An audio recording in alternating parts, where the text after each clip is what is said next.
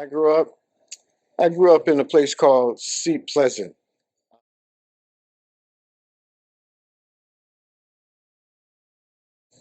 which was outside of D.C. Uh, it was actually the new mecca for uh, DC residents to finally own their that dream house that they always wanted, and a chance to just break away from the inner city, regardless of your level of income, regardless of what job you had. You know, if you were prepared to move at that time, that's where everybody was headed. I didn't realize at the time that it was such a mecca for blacks, and also such a hedonistic place to be. I mean, I appreciate it now, you know, thinking about all the apple trees and pear trees and raspberries and blackberries and everything that you could, even fruit that you could want, we could pick it and actually have it to eat. Um, and those were the days, you know, when the old school aunts and grandmas used to do preserves and all that kind of stuff. So it was really.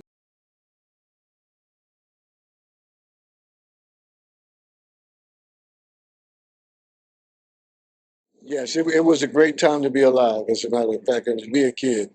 Um, Elementary school was a blast. Everybody looked forward in those days to doing homework, to going to school. We walked to school, probably a mile.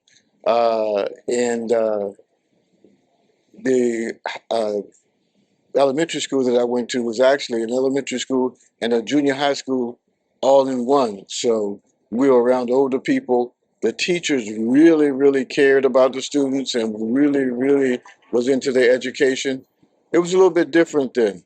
Um, and from there, uh, went to junior high school at Bethune Junior High School, which was a new junior high school at that particular time. Um, and eventually going to Fairmont Heights High School.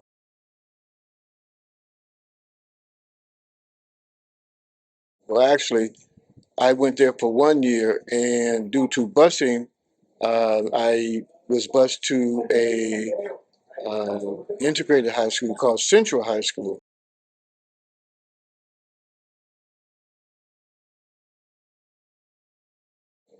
where was very interesting for me because I had a lot of success in athletics.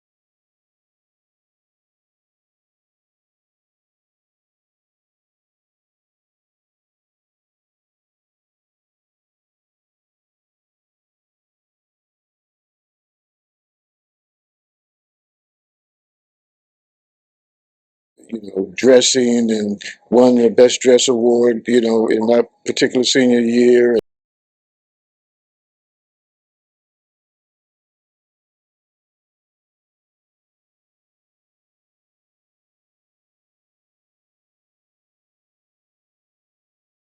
And just making friends with all kinds of the international crowd. Um, that's a whole story within itself as far as the athletics go. But I'm talking about where I grew up. There was in the '50s as a child, I didn't really feel a lot of the racial tension.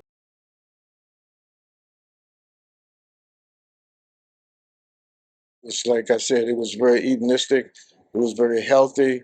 I had a lot of experiences as far as you know the formation of who I was going to be in life, um, and I loved it.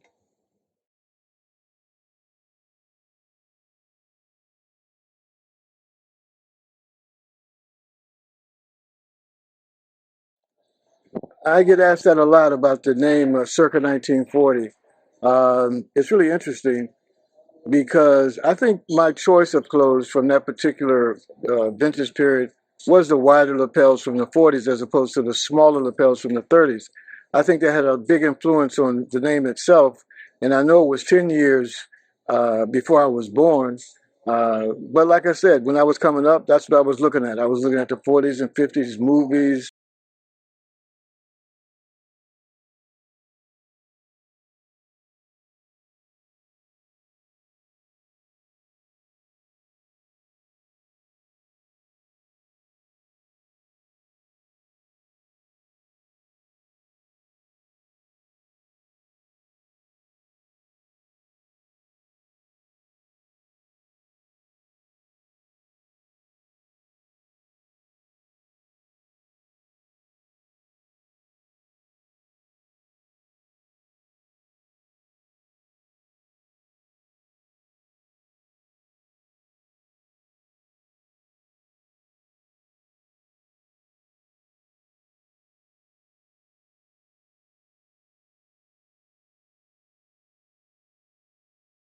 sitcoms on TV, Father Knows Best, you know, uh, Gilligan's Island, all these things that was a part of me growing up. Um, but like I said, my favorite era was the 40s. So instead of saying that my clothes was limited to the 1940s, I had some things that were 1930s, some things that were 1960s, some things that were 1920s. So I said circa 1940. That means around 1940s to include everything. And that's how that particular name come out. Reaching deeply into mine, walking softly. My store in Connecticut Avenue with a nice blue awning, nice vintage music, wintergreen walls, gold leaves, everything. It was beautiful. It was fantastic. And in that short period of time, like I said, it just really blew up. That's how the name came apart.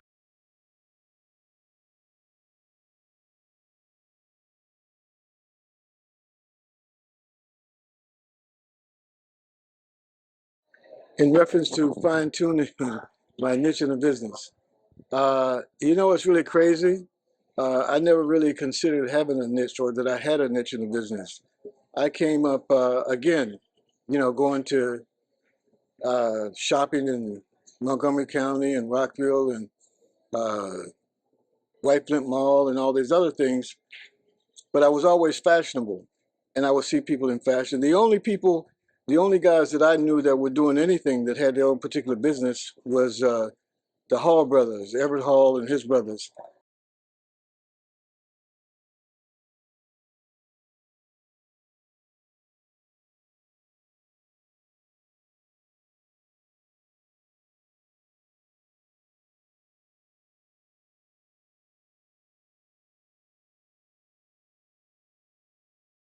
And we were very tight, but we had a mutual friendship through style. They liked my style. I definitely liked their style. As a matter of fact, they hooked me up with a wedding with the shirt and everything else. Their specialized button collar shirt. I'll never forget that. But as the years went by, what happened was, uh, as I explained before, my passion turned into a business and it blew up. So therefore, not only did we have the fashion friendship going or the commonality with that, we had stores. So as far as the road to my particular niche, it just happened. I was already in the niche and didn't know it ever since I was a kid. And after the store again, not to be redundant, but after the GQ article came out, the word about me just spread all over the world. Um, so the path to that was a path that I couldn't predict. I didn't know it was coming, but I was ready for it. But ready for it not by going to fashion school or anything like that. As a matter of fact, when I used to deliver my clothes on Broadway, all the costume designers and everybody else used to say, "How did you get this gig? You had no prior training for this." It was just my sense of style that got me in those places. So this conversation is all about the fashion business and what I used to do, and it's just a part of my life.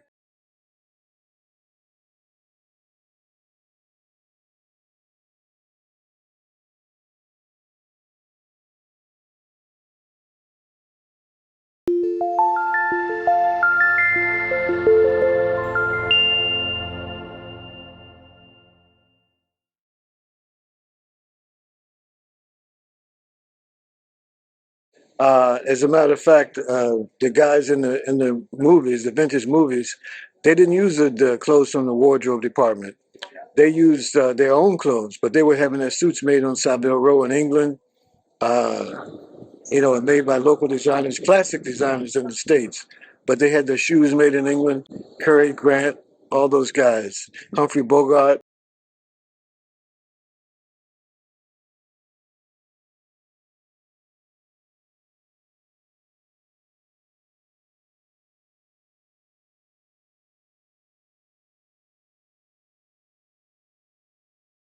Those were their own clothes. Those weren't clothes from the wardrobe department. So yeah, that part influenced me. But the Chanel and the Louis Vuitton, and mostly for women, was that what was going on for women. And the new thing now is for the girls in Hollywood. You know, they don't shop at regular stores anymore. They go to vintage clothing stores that specialize in the vintage from the 1930s and 40s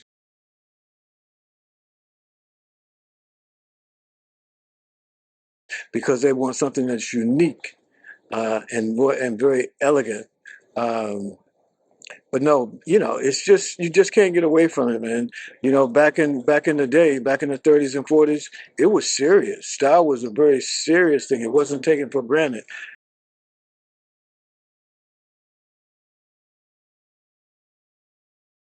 And the beauty of it is, if you had real style, you would contemplate. This is the niche. You would contemplate what you're going to wear, put it together one day, but the next day when you wore it, you act like it was nothing.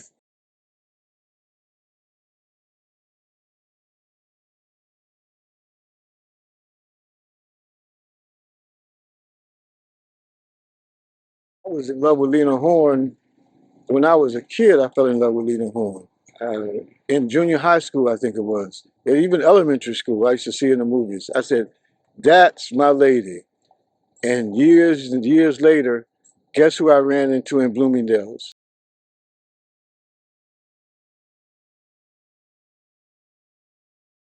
Lena Horne. She was a lot older then, and she was kind of ill, but I just walked up to her and told her, I said, "I got to give you a kiss on the cheek." And she gave me that Lena Horne voice. Yeah, you can hear it now. Well, you know I'm dirty, because she had been shopping, right? God rest her soul. Uh, uh, James Earl Jones. I was in the Four Seasons Hotel. I get on the elevator. One person on the elevator, and guess who's on there? James Earl Jones. I got on there, saw him, turned my back as if it wasn't him, just sitting, and we both broke out laughing, right?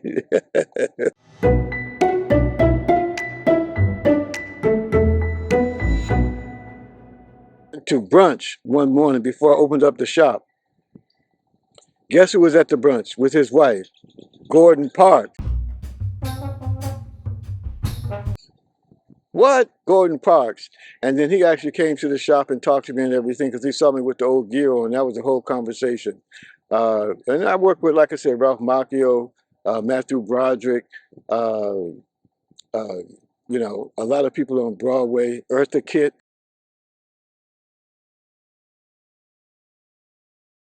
Went to the party with Quincy.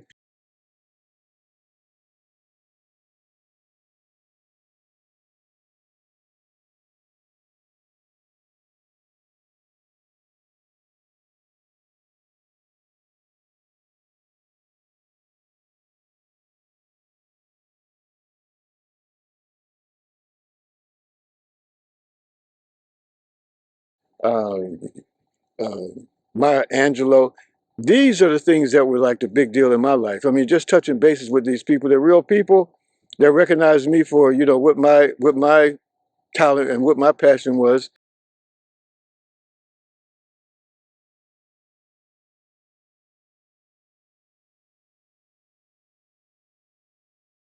And that meant more than any movie. Count Basie was in Arizona. Met Count Basie in Arizona. All these people that just had such an influence on me, I met them. Sarah Vaughan, oh my God, in Georgetown, the cellar door. Went upstairs to meet her. I, you know, when people were in town, or if I was near the people, I just walked through the security and said, "I got to talk to him." Al Jarreau, what?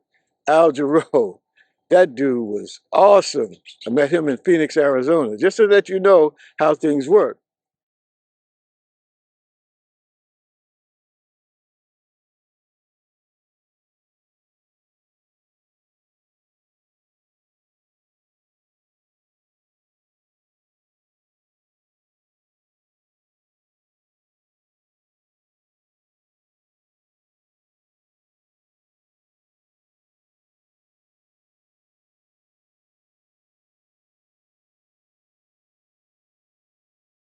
Movies, wow.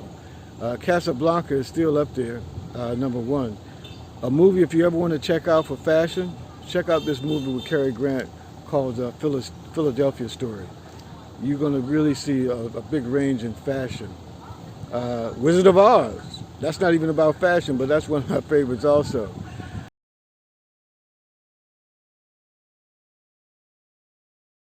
Yeah, some of the people I work with, yeah, I work with some pretty neat people. Quincy, let's see, Matthew Broderick, Ralph Macchio, the Karate Kid, Mandy Patakin, lots of jazz players. I work for CBS, NBC, soap operas in New York. A lot of interesting people. I was a troubleshooter, like Ralph Macchio, the guy that played in Karate Kid.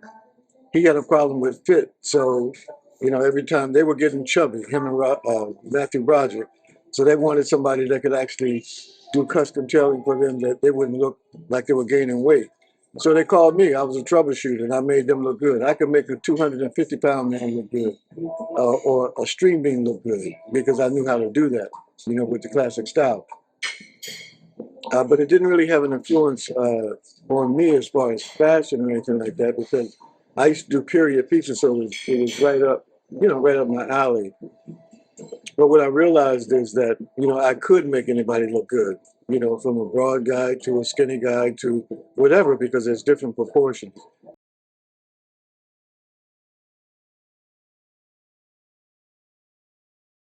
As I was alluding to before, um, you know, watching the 1940s and 30s movies on TV, that influenced me, but there wasn't any particular person. Of course, I used to like all the gangster movies like Humphrey Bogart and those guys to look at their body language and the lines that they had. Of course, they were scripted, but they had some really serious lines. And also to see guys like Cab Calloway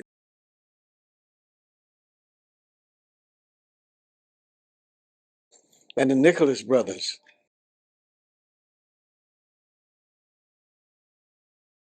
Wow, I can just look at those now.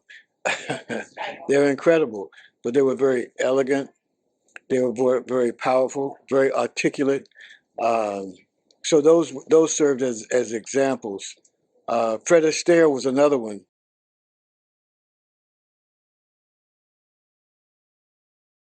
that had all the finesse in the world. Plus, he could dance. I mean, and we come from a family of dancers.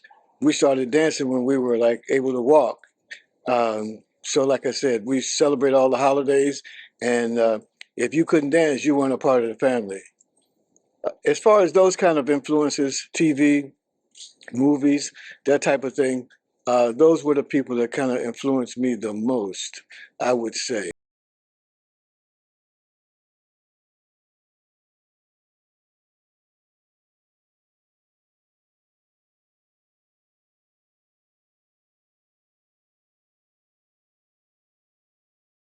And the other day I was talking about ethnic fashion.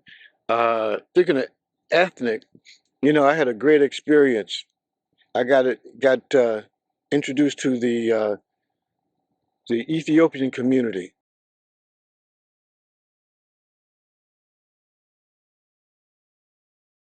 which was like wow, very unique. As far as I even had one of the outfits that from their country, the all white outfit with the kind of a gaucho with the pants, tight leg pants, and a long shirt and everything. Because at one time I was married to an Ethiopian, and I got introduced to the Ethiopian community,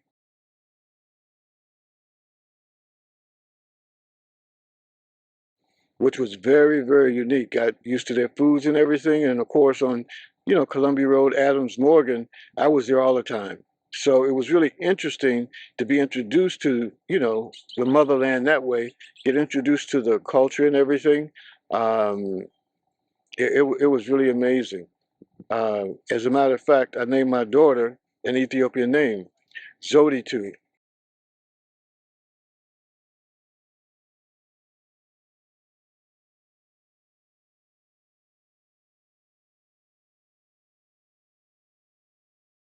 which was one of the princesses of the royalty in Ethiopia.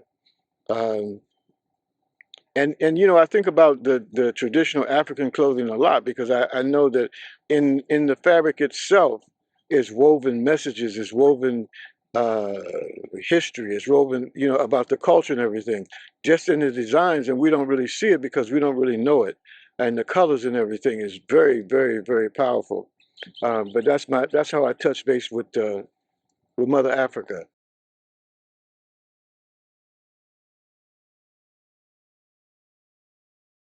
Where did I develop my sense of fashion? Um, you know, I would just want to make it clear that there's a difference between style and fashion.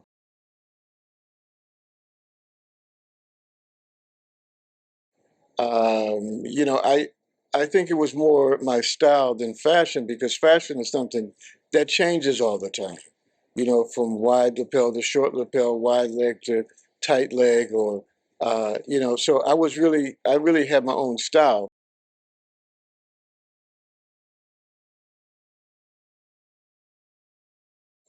but I have to attribute that to uh, my family, especially, um, especially my aunt who used to lay my clothes out in elementary school, used to coordinate the colors and everything else.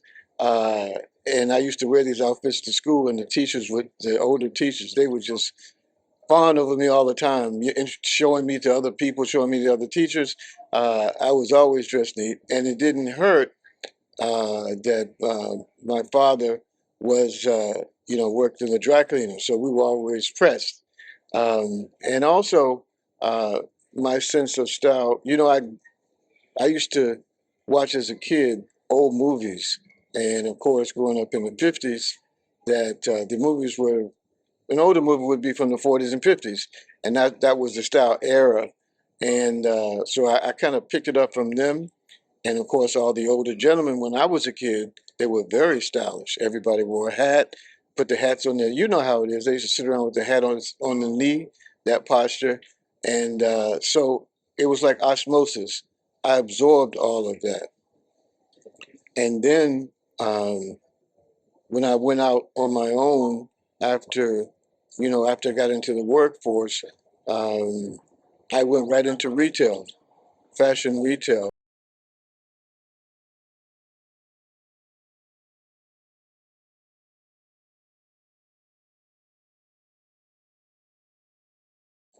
One of the biggest influences I always tell people that I had, my cousin Avis, God bless her soul, had a boyfriend. His name was Wardell at that time.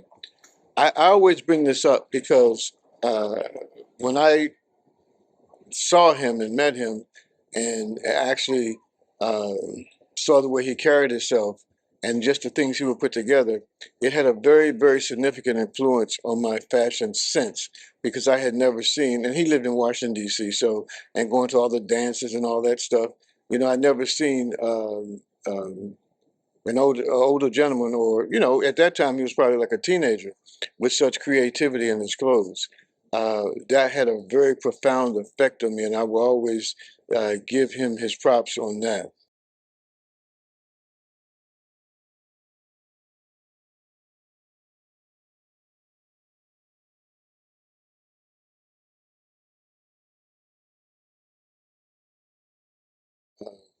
Um, and like I said, I was always influenced by. I had watched all the old movies like Cotton Club and Stormy Weather and all these things, so it was in my genes.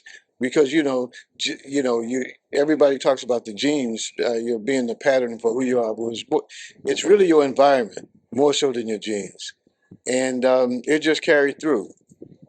So, like I said, my teachers, my family, old movies, and all that helped me to develop my own sense of style.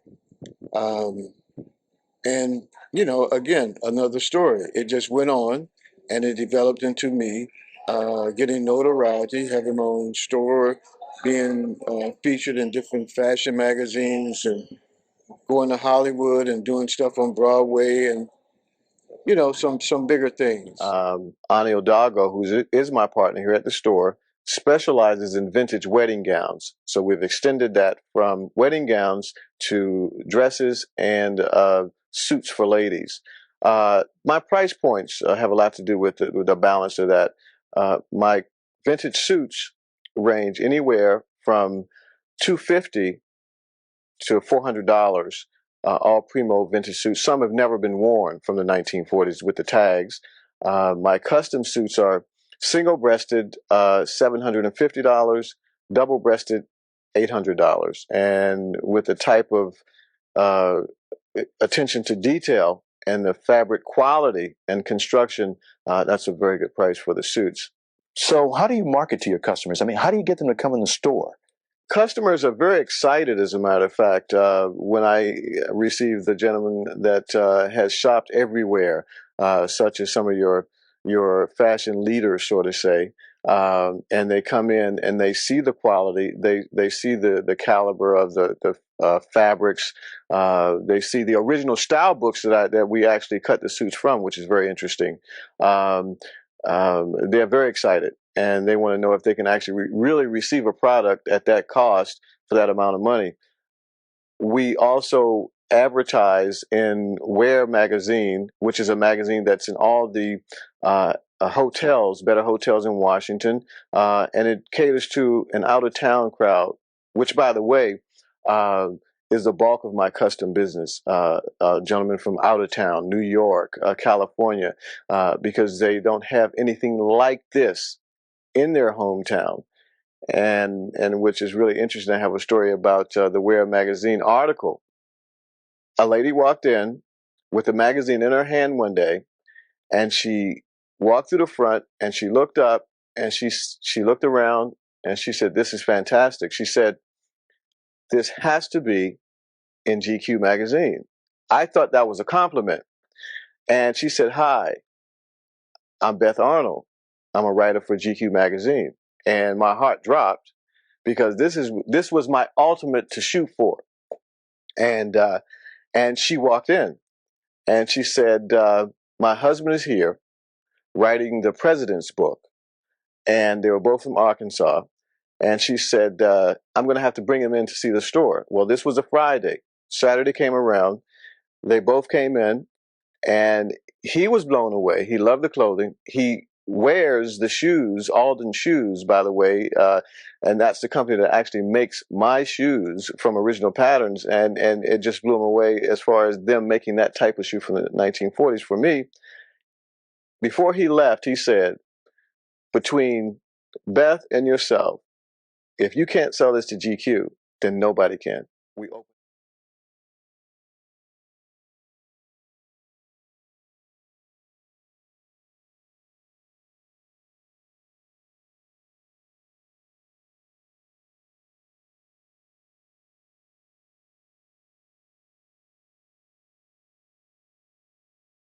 My thing is this, and I heard this years ago, because I can't make up anything new. There's nothing new under the sun.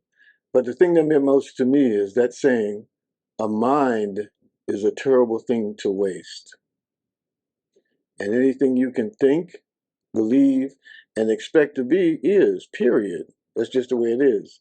But not to become philosophical, one of the main things that I would say about life is always be grateful. Be grateful for what you have, be grateful for what you had, and be grateful in the moment. For instance, myself, I am so grateful to come from such a supporting family, uh, such a loving family. I'm grateful to have the children that I have. As a matter of fact, the guy that's doing this interview, I'm grateful to have him. Beautiful soul. I'm grateful to have my daughter, Zodi, too, whom I love to death. And I'm grateful that they actually, due to more on their mother's side, where all the strength comes from, I'm not going to take the credit for their success because they're both very successful. They have great mothers. Remember that, great mothers. It counts, uh, because I can't take any of that credit. Okay, they're doing well. They're doing they're working their passion. They're loving people. They're kind people, and very successful. And during this time of the year when Thanksgiving is coming up, I don't really go into the whole turkey thing. for Thanksgiving, but I'm giving thanks for these particular things. And this time of the year, I just want to say I love you to everybody. And remember, whatever you do, whatever you're searching for, whatever you're looking for, remember this. I'm going to leave you with this. Love is the answer.